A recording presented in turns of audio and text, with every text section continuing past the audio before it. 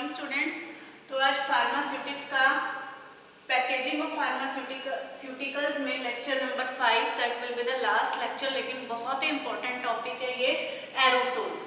इसमें जो last time मैंने आपको जो लेक्चर हमने डिसकंटिन्यू किया था, वहाँ हमने लास्ट टॉपिक में ये डिस्कस किया था कि जो हमें किस टाइप के कंटेनर्स यूज़ करने चाहिए, कैसे जो types of the glass container, जिसमें हमने टाइप 1, टाइप 2, टाइप 3, टाइप 4 और जो है पेरिट्रल के केस में कौन से यूज़ होते हैं या एम्बर कलर्ड ग्लास कंटेनर्स कौन से होते हैं। तो ये सारे ग्लास कंटेनर्स हमने उस केस में डिस्कस किए थे और उसके बाद हमने प्लास्टिक कंटेनर्स डिस्कस किए थे। तो आज जो मैं आपके साथ टॉपिक डिस्कस करना चाहूँगी दैट इज़ द एरोसोल। बड़ा ही इंपॉर्टेंट टॉपिक है ये एरोसोल।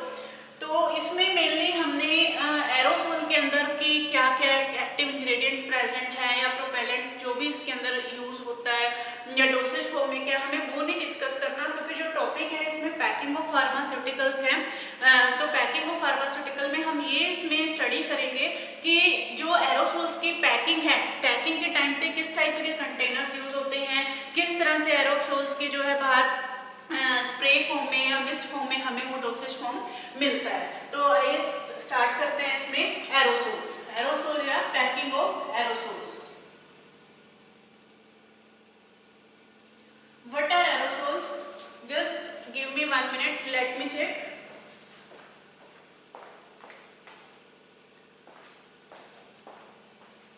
ये चेक किया था कि इसमें प्रॉपर आपके जो लेक्चर है वो प्रॉपर डिलीवर होगा या नहीं, थोड़ा डाउट था। Aerosols,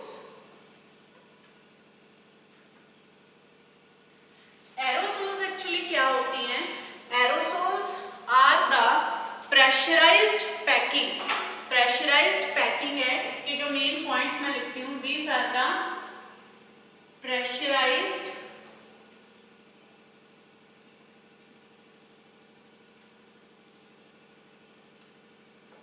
packing of active ingredient, pressurized packing of active ingredient and propellant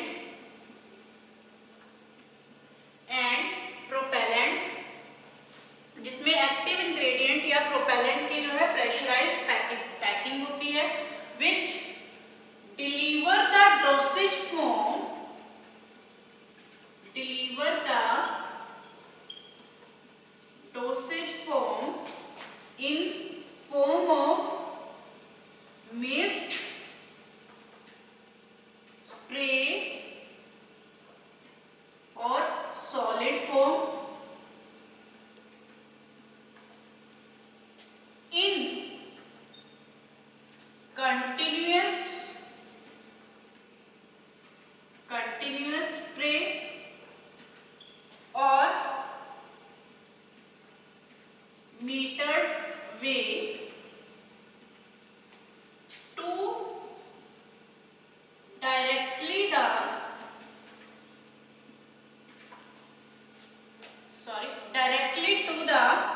directly to the affected area। कहीं अगर स्पेलिंग मिस्टेक हो तो सॉरी फॉर दैट। एरोसोल्स की अगर हम इसको डिफाइन करें तो एरोसोल्स क्या होते हैं?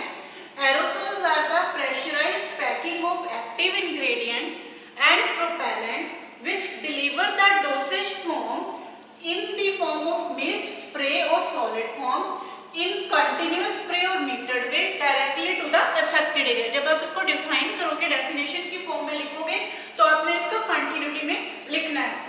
जैसे एरोसोल्स का मैं आपको एक सिंपल सा एग्जांपल दूं तो जो एक नेबुलाइजर है जो अस्थमेटिक पेशेंट्स यूज करते हैं, वो भी एक एरोसोल का एग्जांपल है।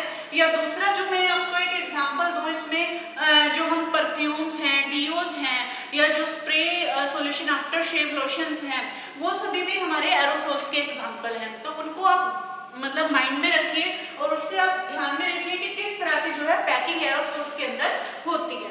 तो आगे कंटिन्यू करते हैं। एक्चुअली जो एरोसोल्स होते हैं, एरोसोल्स हम कहाँ यूज करते हैं? एरोसोल से जो स्प्रे है, स्प्रे फॉर्म में जो डोसेज फॉर्म है, हमें कहाँ चाहिए होती है?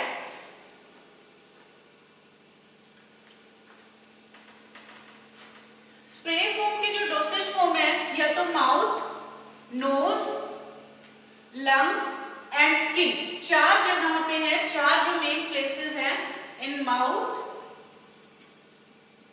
Knows, skin and lungs. Mainly ये 4 एरियाज हैं।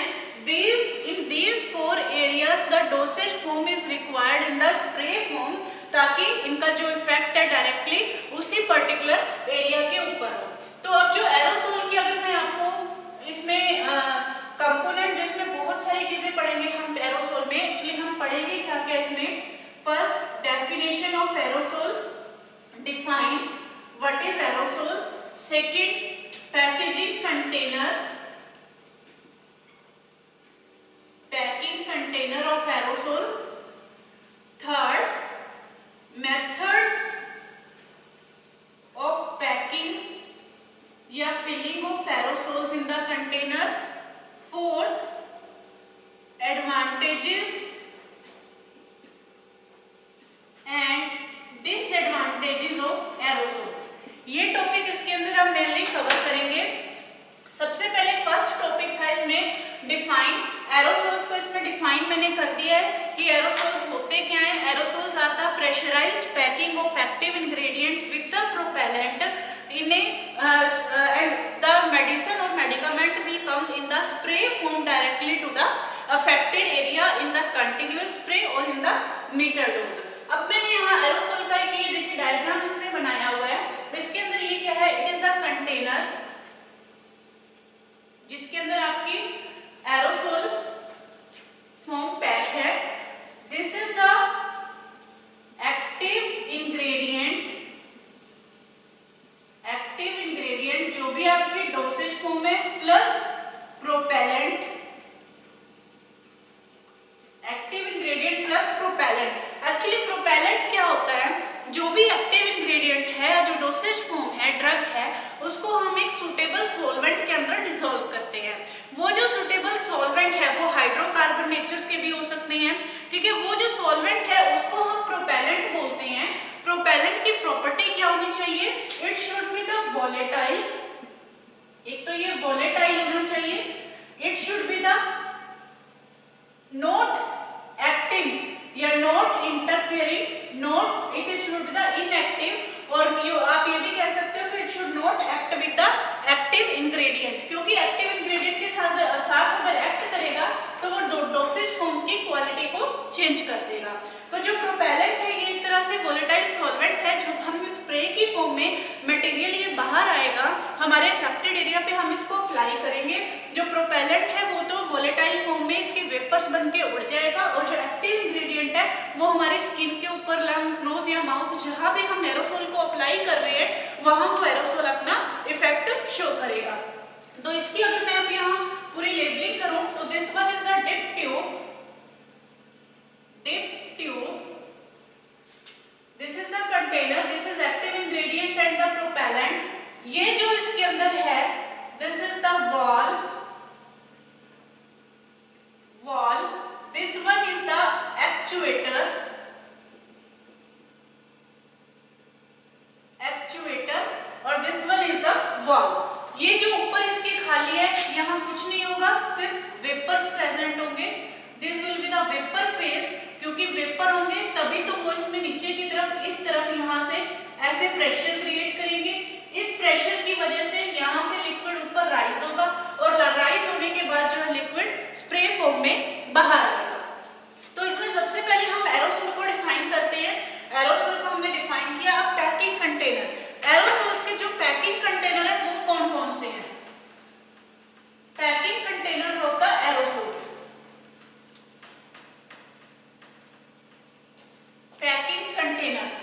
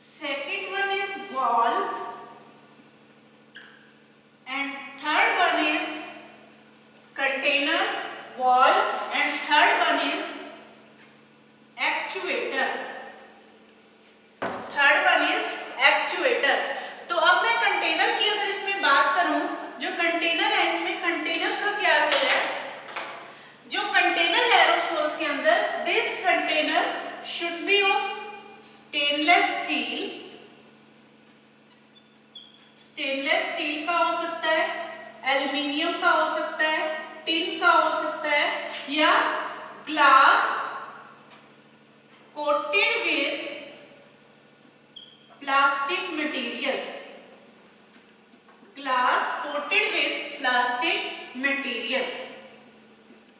ठीक, अगर कंटेनर को डिस्कस करें तो इसके अंदर जो कंटेनर है, container stainless steel, aluminium, tin या glass coated with the plastic material किसी भी चीज का हो सकता है।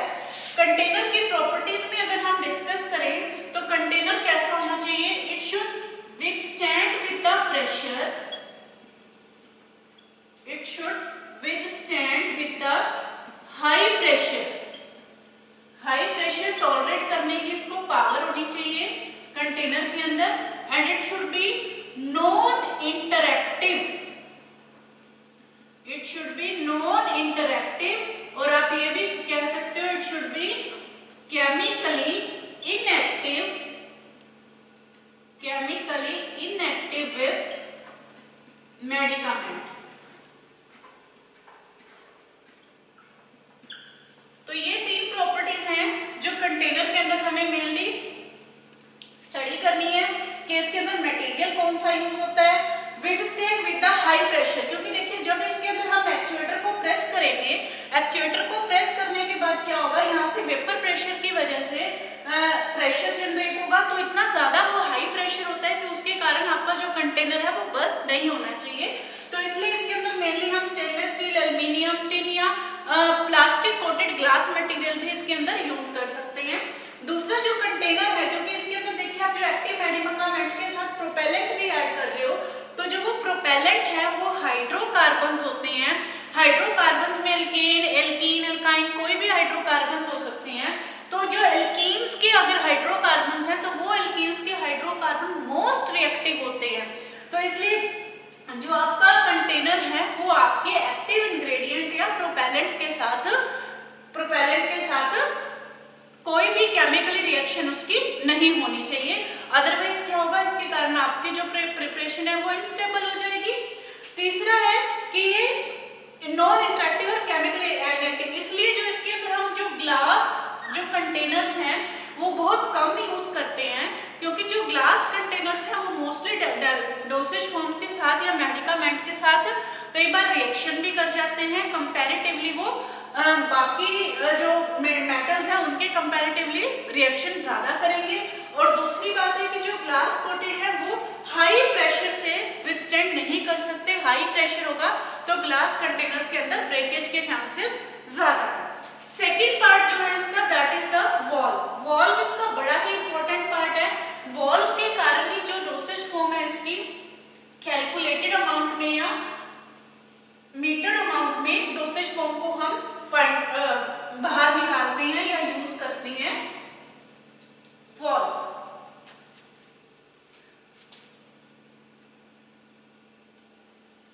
सबसे पहले तो इसके अंदर दो तरह के वॉल्व्स यूज होते हैं, तो continuous spray valve, continuous spray valve. Continuous spray valve वो वाले वॉल्व होते हैं जिनके अंदर जब हम प्रेस करते हैं एक्चुएटर को तो उसे कंटिन्यूअस मेडिकामेंट की स्प्रे बाहर आती जाएगी जब तक हम उस वॉल्व को प्रेस करेंगे। तो मोस्टली जो कंटिन्यूअस स्प्रे वॉल्व है वो हम किसके लिए यूज करते हैं, फॉर द टॉपिकल प्रिपरेशंस के लिए, टॉपिकल प्रिपरेशंस के लिए। दूसरा है metered valve, metered valve. Metered valve जो मेनली हम यूज करते हैं फॉर द अस्थमा पेशेंट्स के लिए, जहां पे हमने नोज या लंग्स के लिए जब एरोसोल्स को यूज करना होता है, अस्थमा पेशेंट्स के लिए जब हमने नोज या लंग्स के लिए एरोसोल्स को यूज करना होता है। कंटिन्यूअस में तो नाम से क्लियर है, जो कंटिन्यूअस है, कंटिन्यूअस में तो कंटिन्यूअस स्प्रे होती रहती है जब तक हम एक्चुएटर को प्रेस करके रखेंगे। और मीटर्ड वॉल्व के अंदर हम जब अस्थमेटिक पेशेंट्स के लिए या नोज में या लंग्स में या माउथ में जो हम यूज कर रहे हैं मेडिकामेंट, तो उस टाइम पे हम metered valve containing aerosols use करेंगे। मीटर्ड वॉल्व में एक्चुअली क्या होता है, उनकी इन कंटेनर्स को हम उल्टा करके यूज करते हैं, तो एक कैलकुलेटेड अमाउंट ऑफ डोज है वो ऑलरेडी एक्चुएटर के अंदर आ जाएगी, और और जब हम इसको प्रेस करेंगे तो प्रेस करने के बाद वो डोज, जितनी भी dose calculated amount of dose है वो हमारे अफेक्टेड एरिया पे अप्लाई होगी। और इसको हम उल्टा करके इसलिए यूज करते हैं बिकॉज इस केस में हम डिप ट्यूब नहीं यूज करते। Dip tube is not used in this type of the aerosols. अब अगर हम वॉल्व के आगे पार्ट्स करें तो वॉल्व के कितने पार्ट्स होते हैं? ये एक्चुएटर जो है वॉल्व के अंदर ही आ जाएगा इसमें।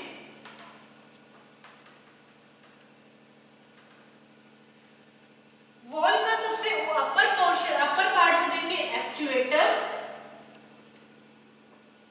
एक्चुएटर के नीचे जो इसमें अटैच है, एक्चुएटर के नीचे जो इसमें अटैच है दैट इज स्टेम। स्टेम के बाद इसमें होता है वॉल्व। स्टेम के बाद है इसमें स्टेम के बाद है इसमें स्टेम के बाद है गैस्केट। गैस्केट के बाद है स्प्रिंग। स्प्रिंग के बाद होगा इसमें माउंटिंग कैप।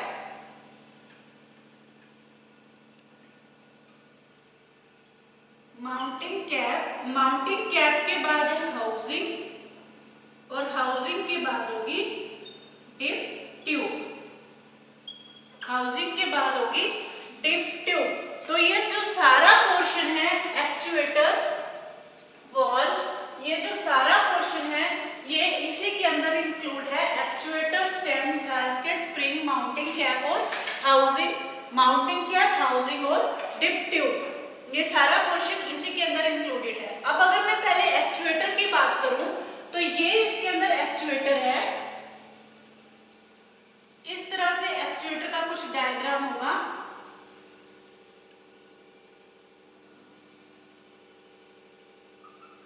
यहाँ छोटा सा नोजल होगा और इस तरह से यहाँ से इसकी स्प्रिंग होगी। ये सबसे अपर पोर्शन है एक्चुएटर का, जहां से मेनली आपका जो एरोसोल है वो मिस्ट फॉर्म में, स्प्रे फॉर्म में या सॉलिड फॉर्म में बाहर आएगा। उसके बाद जो नेक्स्ट पोर्शन है वो है स्टेम। इस तरह से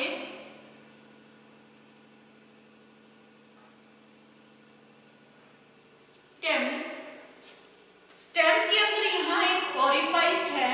stem contain the orifice. Orifice का मतलब होता है छोटा सा एक छेद है जिसका डायमीटर अबाउट 0.013 से 0.030 इंच के बीच में वेरी करता है।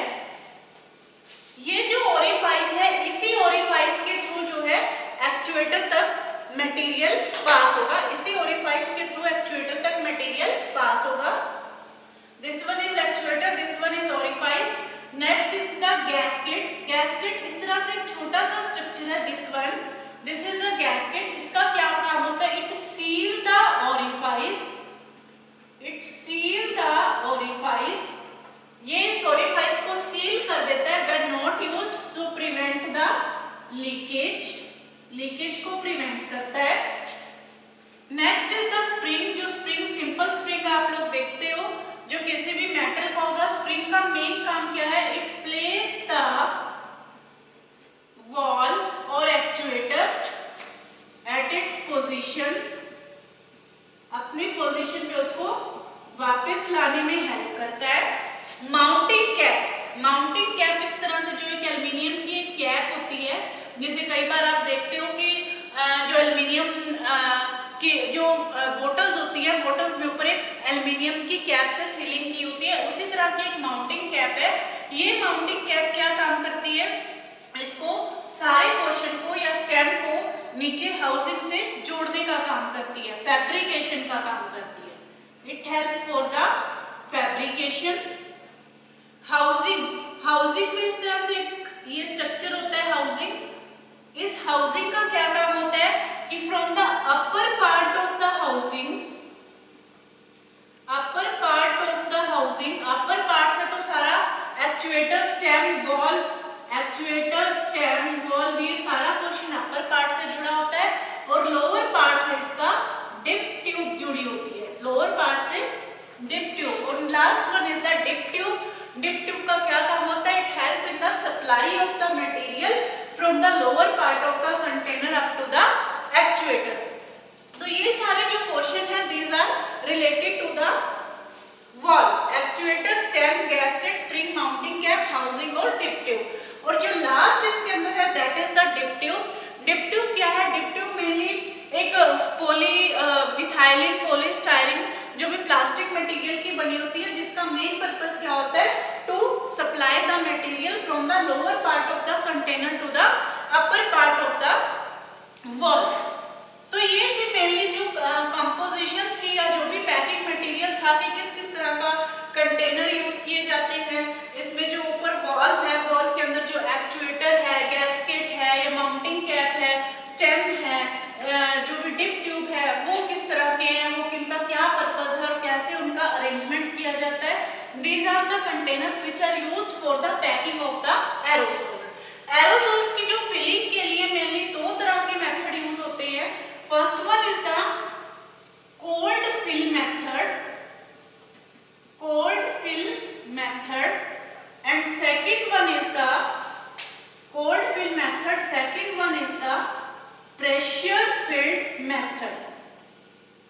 pressure filled method.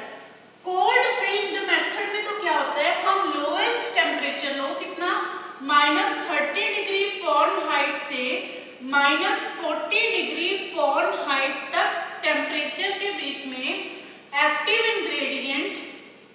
Active ingredient plus propellant जो है उनको, एक्टिव इंग्रेडिएंट और प्रोपेलेंट को कंटेनर के अंदर फिल कर देंगे और उसके बाद उसको सील कर देंगे. मतलब बहुत लोएस्ट टेम्परेचर के ऊपर, बहुत लोएस्ट टेम्परेचर की कंडीशंस में हम एक्टिव इंग्रेडिएंट और प्रोपेलेंट को अपने कंटेनर के अंदर फिल करते हैं. लेकिन जो प्रेशर फिल्ड मेथड होता है, टेम्परेचर हमें कम इसलिए करना पड़ता है क्योंकि जो प्रोपेलेंट अगर हम टेम्परेचर हाई करेंगे तो वो वोलेटाइल नेचर है, इसलिए वो ऑलरेडी उड़ जाएगा. प्रेशर फील्ड मेथड में हम क्या करते हैं, प्रेशर फील्ड मेथड में हम सिर्फ सबसे पहले एक्टिव इंग्रेडिएंट को अपने कंटेनर के अंदर फिल कर देंगे. एक्टिव इंग्रेडिएंट को फिल करने के बाद हम इसको सील कर देंगे और उसके बाद एक्चुएटर या वाल्व की हेल्प से हम प्रोपेलेंट को अंडर प्रेशर फिल करते हैं. इसमें just fill the first step में just fill the active ingredient in the container, then seal the container and then fill the propellant under pressure.